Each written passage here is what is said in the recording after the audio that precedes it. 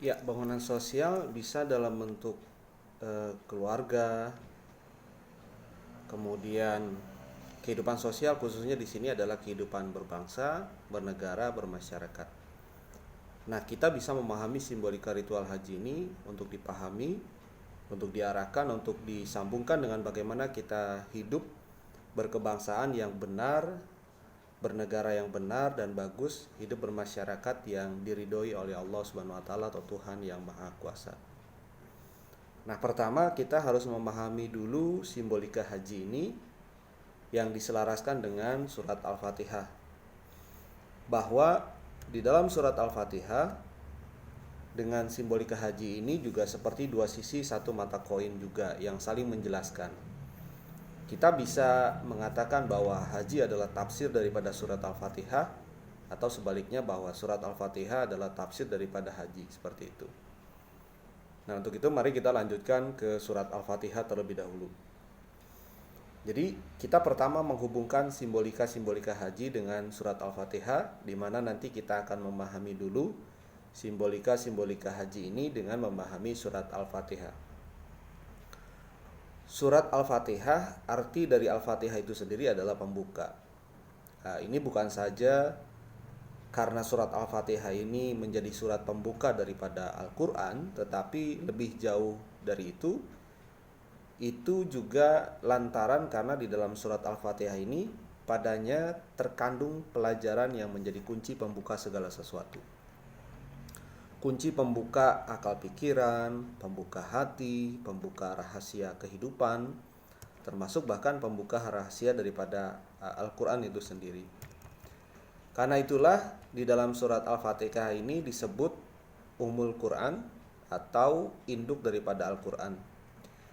Jadi 30 juz, 114 surat dan 6236 ayat yang ada di dalam Al-Quran itu kesemuanya itu menginduk kepada surat Al-Fatihah. Itu artinya keseluruhan nilai, prinsip dan ajaran dalam Quran itu menginduk atau mengakar pada prinsip-prinsip yang ada di dalam surat Al-Fatihah ini. Inilah kenapa Al-Fatihah ini juga disebut sebagai Asasul Quran atau fondasi daripada Al-Quran. Karena itu memahami prinsip-prinsip Al-Fatihah ini menjadi sangat penting karena bangunan kebenaran yang harus kita wujudkan, apakah itu bangunan kebenaran dalam konteks diri kita sebagai individu atau dalam konteks sebuah negara, dalam konteks berbangsa dan bernegara, atau bahkan dalam konteks tatanan peradaban dunia, haruslah bangunan kebenaran itu berdiri di atas nilai-nilai fundamental yang universal daripada surat Al-Fatihah ini. Dengan kata lain, Al-Fatihah ini sebenarnya adalah Islamic Fundamental Norm atau nilai dasar yang bersifat universal daripada Islam itu sendiri. Di mana sistematika bangunan kebenaran yang dibawa oleh Al-Quran berdiri di atas nilai dasar atau prinsip universal yang terkandung dalam Al-Fatihah itu. Karena itu pula ia dijuluki Sab'ul Matsani atau 7 ayat yang diulang-ulang. Artinya apa? Artinya di dalam setiap sendi-sendi kehidupan kita, dalam ibadah kita, dan di dalam kehidupan sosial kita, nilai-nilai dasar daripada Al-Fatihah itu harus terimplementasikan. Nilai-nilai tersebut harus menjadi perilaku keseharian kita, menjadi karakter yang padu dalam kehidupan kita, menjadi budaya hidup, atau menjadi jiwa daripada peradaban kita. Maka dari itu sebelum bata demi bata dari bangunan kebenaran yang hendak kita wujudkan itu kita letakkan adalah sebuah kemestian bagi kita untuk paham benar nilai-nilai dasar dari fundamental norm yang bersifat universal daripada surat Al-Fatihah ini. Semoga Allah membukakan pintu pengetahuan akan hal tersebut kepada kita. Baiklah sahabat RKP, mari kita sama-sama memahami isi daripada surat Al-Fatihah. A'udzubillahi minasyaitonirrajim. Bismillahirrahmanirrahim. Ayat pertama berbunyi dengan menyebut nama Allah yang Maha Pengasih lagi Maha Penyayang, atau sebagian ada juga yang mendefinisikan dalam nama Allah yang Maha Pengasih lagi Maha Penyayang. Jadi kalau kita mau artikan bahwa setiap perbuatan yang kita lakukan harus selalu berada di dalam nama Allah atau Tuhan yang Maha Esa. Nah, apa nama Allah ini maksud di sini? Yaitu yang Maha Pengasih lagi Maha Penyayang. Jadi di dalam namanya yang penuh dengan Maha Pengasih dan Maha Penyayang itulah kita harus melandaskan segala perbuatan yang kita lakukan dan juga segala niat di dalam hati kita, sehingga dengan begitu kita akan selalu menjadi pribadi yang penuh dengan kasih sayang dengan siapapun tanpa melihat perbedaan yang ada, mampu untuk hidup bertoleransi, mampu untuk bisa hidup berdampingan dan bergotong royong dalam mewujudkan kehidupan yang lebih baik. Kemudian di ayat kedua, Alhamdulillahirabbil alamin, yang artinya segala puji bagi Allah Tuhan semesta alam. Nah, kita semua percaya bahwa segala puji hanya bagi Allah Tuhan semesta alam yang tidak ada cacat sedikit pun di dalam penciptaannya. Dan kita meyakini bahwa apa yang ada di langit, di bumi, dan di seluruh alam semesta ini semuanya berada di dalam kekuasaan Allah atau Tuhan yang Maha Esa. Untuk itulah kita juga meyakini bahwa Tuhan itu Esa dan manusia itu satu.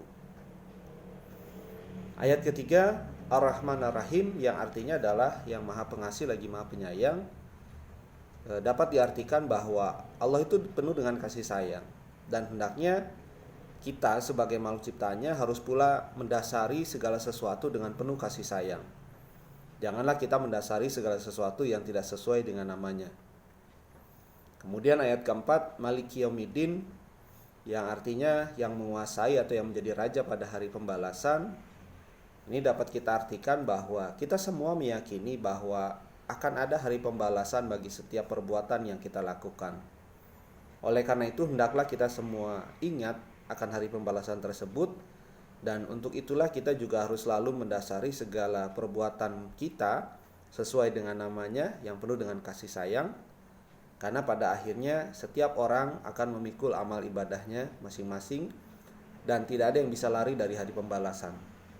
Bahkan sekecil biji zarah pun, perbuatan baik ataupun perbuatan yang buruk yang pernah kita lakukan pasti akan dibalas oleh Allah Subhanahu wa taala, yaitu Tuhan yang Maha Esa. Ayat kelima, Iyyaka na'budu wa iyyaka nasta'in, yang artinya adalah hanya kepada Engkaulah kami menyembah dan hanya kepada Engkaulah kami memohon pertolongan. Bahwa perbuatan kita,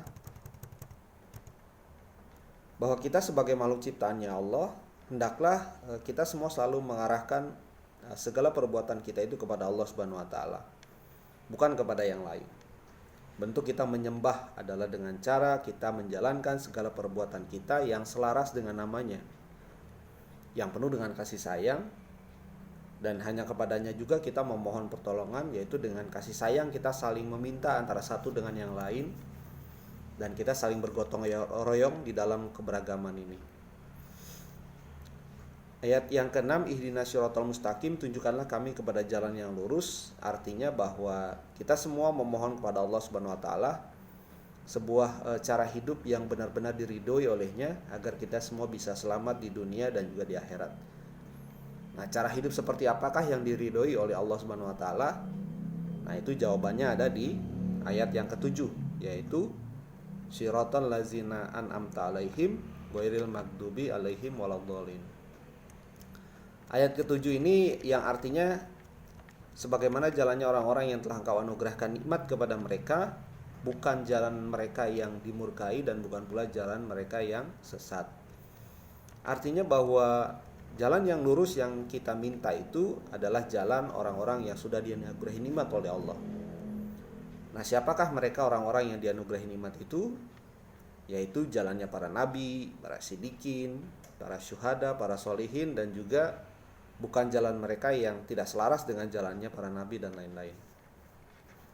Nah, demikian sahabat RKP, penjelasan dari outbound religi dan kebangsaan, yang insya Allah nanti akan kita pahami simbolika-simbolika dari ritual haji, yang insya Allah juga nanti kita akan membahas pada pertemuan yang akan datang.